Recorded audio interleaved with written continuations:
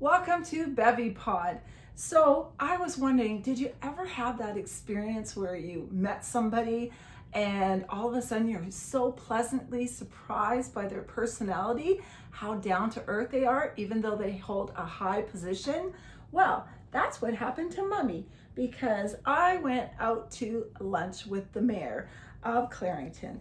This was an amazing lunch that I won. And I was actually at the Hall of Fame dinner and I bid on a couple things and I won actually this beautiful lunch. And I was pleasantly surprised because Mr. Foster was such a gentleman and he was so like sensitive, down to earth, shared things like so honestly and openly with me and trusted me. And I just felt like, what a great man. So I asked him if he wants to come on our podcast. So here it is today. Welcome, Mayor Foster. Wow, welcome here today, Mayor Foster. I was just wondering, what is one thing you really love about your job? I can't answer that question. Why? Because there isn't one thing. Oh, well, that's great. There are a few things. Okay. So firstly, every day Yeah. when I wake up, Right. I think I know what is going to happen in the day. Yeah, but you probably get lots of surprises. At the end of the day, it is never what I expected, and Yeah. one day is never like the next day. So a huge amount of variety, for one. And then the other joy is, as you look around, whether it's here, if you look at Durham Region, Yeah. day in and day out, I work with a team of incredibly talented, Wow. dedicated individuals. Wow, you're lucky. Yeah, well, I am lucky, and Yeah. they're all smarter than I am. Yeah. I mean, Well, I heard if you're going to hire someone, always hire someone smarter than you to compliment you. So if you're a leader, frankly, in any role, Yeah. if you are not hiring smarter people, if you're the smartest person in the room, you're not doing your job. And then again, I like that. That's really good advice. So it's actually. so tremendous degree of variety. B, I work with an absolutely amazing team, and just the variety of things that we deal with. So everything from I've ended up learning about hydrogeology. Wow. Well, because and I mean this much, Right. Because you've got issues dealing with people as well. So I spend a huge So you're amount. multitasking. Well, you're almost like that handyman that can almost do anything, little bits of everything. Yeah, okay, jack of all trades, but master of none is Right, yeah. that. But no, great. it's there's just a huge variety in the that's files wonderful. that we deal with. Yeah, it is wonderful. What about challenges? Like, do you ever bump into what's a major challenge that you thought, how am I going to deal with this? And then all of a sudden you found out you could deal with it. Okay, so there are lots that we can't figure out Yeah. how to deal with. So certainly in this day and age, we look at social media and how That is complicated for a lot of people, Right, social well, media right now. So it is, and a challenge is it feels that frequently we have lost the ability to have a dissenting conversation. Right. So one of my favorite. It's true. Everybody's in their cell phone texting. Even in my job, when I call customers, they go, Beverly, instead of just texting, you're calling me. I hear your voice. I want to meet you in person, right? So Yeah. I'm getting when you call a voicemail that says, "Please don't leave voicemail. Please text me." I know. With I a get number of that these, a right? lot. And it's, could we just? But people love to hear your voice. People love to have that conversation. But you're right. Everybody's Yeah. becoming texting, Well, right? it's the texting, but it's it's we hear about the polarization. Yeah. That is going on True. out there. So that's I don't know how we are going to deal with. But you overcame that, I guess. No, that is very much a work in progress. Okay. I guess, and I learned this a long time ago. The easiest way to answer a question if I don't know the answer is to say I don't know. That's honest. Right. Well, it's honest, and Right? the other is I've got resources where They can if research. if I don't know, I can generally find someone who does. Or I guess AI nowadays has all the answers. That They're saying. you need to be careful with AI. Okay. But, Caution. So, Caution. well, so a quick story. Yeah. You're asking later, what I do to unwind. I'll get more into that, but I was curious. Right. For a new driver to Mosport, the auto track just north of us. I love Mosport. I haven't been there for years, but that's fun. Well, I said, what tips would you give on driving the track? If anyone followed those tips, they'd be dead. Oh, that's kind of yeah, scary. So be careful with AI, right? Yes, you need to double check. Double check. Do your AI. Research. What do they say? Research. Yeah. Do it. Well, or get one. I had a situation where I was curious if I could get some cheap bottles of wine and cellar them for a couple of years. Would they taste really good? So AI said yes, identified the regions, identified the specific bottles of wine, which ones I should buy and why in great detail. So I bought some. I went to another AI that said you can't cellar any of those wines. So went back to the original. I didn't even know you couldn't cellar some, and some you can. Wine, yes. You can interesting. cellar beer. So there is beer that you can put away. That's interesting. It's got to be the right stuff. Right. Anyway, I mean, the downside is I've got a couple of bottles of wine that I need to drink within the next 2 years. I will rise. So they have expiry dates. Just like I had some tea in the cupboard from a long time ago from a Christmas from a friend of mine, and I drank it and I was like, oh, I feel so sick. And then I looked and it was like 5 years old and it was in my cupboard. Okay. And I didn't know that tea expires. So just like wine, it expires. You guys check your cupboards, check your cellars, and make sure that you check the expiry date. So there are some wines, they tend to be way over my snack bracket, that do benefit. Right. You can lay them down. Most of the stuff you get from the liquor store that's not expensive is meant for you to drink right away. Drink it now. But I am worried about the tea in my cupboard. Yeah. Well, I learned that the hard way, right? Yeah, we do that. We do archaeological digs every now and again and find amazing things. Yeah. So what's one thing we'd be really surprised to know about you that really you don't share? Something like maybe even it could be even something like spiritually. I know that your wife is an ordained minister. How do you deal with things sort of on a spiritual level, I guess? Because, I mean, some people go to church, some people pray, some people meditate. How, do you have a belief in God? Like how to deal with, because you seem so calm. So, really, you've got such a great nature about you and your laugh and you're down to earth. Most people in your position would be like, I'm better than you or whatever, but you're not like that. So thank you for that. I'm most of my colleagues I would suggest are down to earth. So what do people not necessarily know about me? Mm-hmm. I perhaps have a more calm demeanor than I actually am. You really do. So let's put it down to just managing situations. So in terms of faith, absolutely, as you noted, my wife is an ordained minister. Mm-hmm. Her education and some of this rubs off. So she's the one with the connections. Right. If anyone is upset. So she's got a connection to God that sort of transforms into you. Yeah. Well, I was going to be more fundamental on that. That if anyone is complaining because we're doing this with all kinds of snow and challenges with plowing, that is her bailiwick, not mine. Wow. Okay. So I can. I can dodge that particular one by saying, you've got to talk to the minister, not the mayor. Oh, there you go. But thank you for the kind words. But I think most politicians, when you get to know them, are down to earth, and they deal with a lot of challenges. So no one does this to become a millionaire. Right. If you're thinking about becoming a mayor or a councillor. I heard that sometimes people just do it, they didn't know and they didn't have the knowledge, but then they just took that leap of faith and everything worked out. Is that true? Do you have to have a lot of knowledge behind you or do you kind of that would be a challenge. I really want to go for that. I want to try that. Yeah. What do you need behind you? I would suggest Yeah.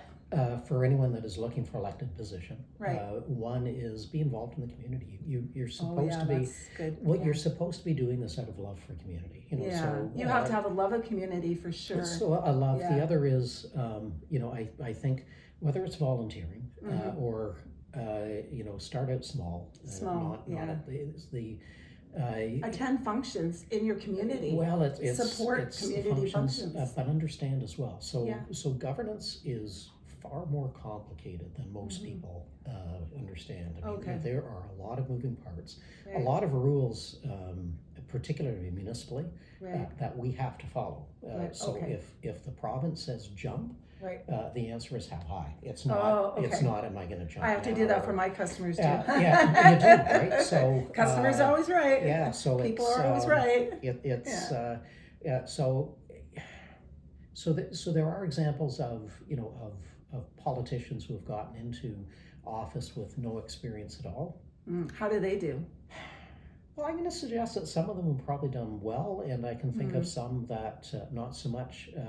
I will guarantee for any new politician, whether they have done their homework, done the community service, have attended meetings, know how things work, it's still not what they think it is. So Okay. when I was elected mayor, I had done a couple of terms as councillor. It wasn't what I thought. Okay, so you're going to bump into a lot of surprises. Yes. Just be ready for that, right? Yeah.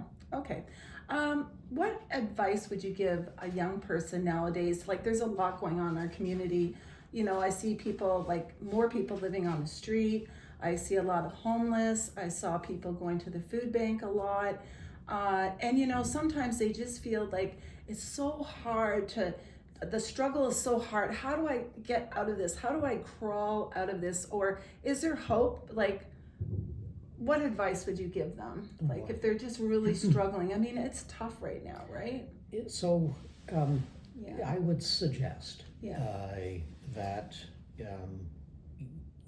there is a very different dynamic today than what there's been in the past. So you hear that we're all in the same boat together, and there's a wonderful meme going on that we're not in the same boat. We're in the same storm. Oh, I like that. That's really cool. Well, so there is a tremendous amount of affluence in particularly our community. So the advice is if you have access to help, if you can get help, get help. If you have access to a mentor.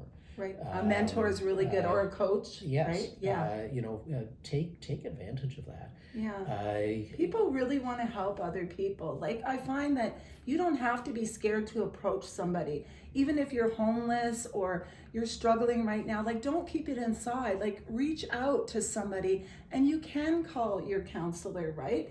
And you can go to community events that are held for people. Like, you don't have to feel alone. So I think I'd make a couple of observations that every little bit helps. So one is we get a lot of calls from folks looking to the government to provide solutions. Right. And we can do so much. Only so much. You can't be expected to just fix everything. Yeah, people got to take initiative and action themselves. It's even like in my church, they like, oh, just believe, whatever, but you know what? You have to take action too. You have to be responsible. Responsibility is huge. If you're struggling and you're on the street or things are happening in your life, take the responsibility, take the action, and reach out. So the flip side is if you've got the ability to help, do. And that's right. We got to help. We got to reach out and help somebody below us, right? Like when we reach higher and higher goals, that we can't stay at the bottom. We can't just stay at top. We got to like reach out and help somebody, right? Yeah, because somebody helped us. So it's like play it forward, right? Yeah. So it's just do what you can. And do what you can. Again, just small acts of kindness can it's go important, and they'll make you feel better. Make you feel better and be life changing. So, what would you want your legacy to be? Oh gosh. Yeah. So it's not mine. Okay. And so there, it's a. That's how giving he is. So no, but truthfully, Yeah. and it's a bit of a shame that. So as mayor, I've got one vote. Right. All of the councillors have one vote, so Okay. we are all equal. Mm-hmm. And then you've got the folks that are actually doing the work. Okay. Behind the scenes are Yeah. the staff, Right. who are informing our decisions. We don't Mm-hmm. always necessarily agree with them. Right. So there's not one legacy, and it's not mine. It belongs to a greater group. I will be remembered for doing A, B, or C, which is a bit of a shame when you think of the army that is behind getting those your decisions. team, like everything's a team. Even in my business, like they go, "Oh, Beverly, you're the boss," and they go, "I'm not a boss. I'm part of the team. Yeah, I'm the organizer, the person that So- has to distribute the finances and things." Right? It's always a team, Yeah, just so like you. Yeah, there was it's a Canadian corporate leader, and I don't know who made the quote, and that's, a good leader knows when to lead, when to follow, and when to get the hell out of the way. I like that. And again, if I'm surrounded by those amazing people that I am surrounded, frequently Yeah. I'm getting out of the way and listening on that's that. good So, advice. but some things that we've done, the Bowmanville Zoo, turning that's 34 acres of publicly owned park. It'll take many years for us to fully Sounds develop beautiful. I love parks. Well, so that will connect with Soper Creek to the south, connects to Camp 30 on the north. It's a Wow. massive swath, and that will endure for generations. We're working That's right really now. nice. There's some controversy. We're working right now on the Curtis waterfront, which Okay. will be, that park will be larger than what we've done with the Bowmanville Park. Okay. Any number of trails, significant nature preserve moving forward. And the nature of these, the reason I'd look at legacy are, these are things that will persist long after the staff that helped move them forward, the council that moved them forward, are gone. Thousands and thousands and thousands of people will be enjoying Yes, these the things. park and going for a walk. I have two Right. baby dogs, and we walk all the time in the park, and we just love it. And one thing I like about all of Durham region, doesn't matter if you're in Ajax, Whitby, Clarington, Oshawa, they have like parks and trails by Yep. the water. We are so lucky in Durham region to have like mayor and council that really care about our outdoors. Like, this is wonderful, and we're really grateful for the job that you're doing and thank your you. staff is doing. It's totally amazing, and we just want to thank you so much for being here today. So I'm going to pass the amazing piece to staff because Okay. they Again. but they typically get the complaints as Yeah. opposed to, hey, you're amazing. Right. So again, if for anyone watching this, Right. flip an email. Yeah. Oh, that's So if you just recognize again the weather that we've had, those snowplow operators Oh, at this they're doing a point, great job. and they're exhausted. Oh, I right? bet they are right so, now. I mean, I know they are all hoping for summer. At Well, this one point. thing I noticed about Durham region is that, I told the employees on Monday, I said, take the day off because the roads are going to be so bad. And then I went out and they're plowed and the city's looking after us. Like, we are so lucky to be in Ontario. Like, Yep. this is amazing. So Yeah. something is, a quick email. A quick email. Just means the world to them because they To say thank you. right. Well, Let's say thank you. they right? tend to get the opposite, but yeah. Yeah, well, we really need that. We need positive, we need motivation, and reach out. Say thank you to your counselor and mayor, for the great job that they're doing. But not only them, the whole entire team. Let's say thank you. Well, from us to you, we say thank you. Thank you so much. And for your time, Thank you. thank you. Thank you. Well, we just want to thank everybody, and thank you, Mayor Foster. And thank you for Durham Region and for all the residents and all the people that have positions in Clarington, Ajax, Pickering, Oshawa. We want to thank you for all your hard work. And just like Mayor Foster said, it's not just him, it's a team effort. And I love that. And what a down-to-earth, wonderful man. And what a great job he's doing. No wonder he's won so many awards, and he continues to do a great job. We just want to thank you on behalf of Bevypod for being here today and let you know that you're doing a great job. Thanks so much.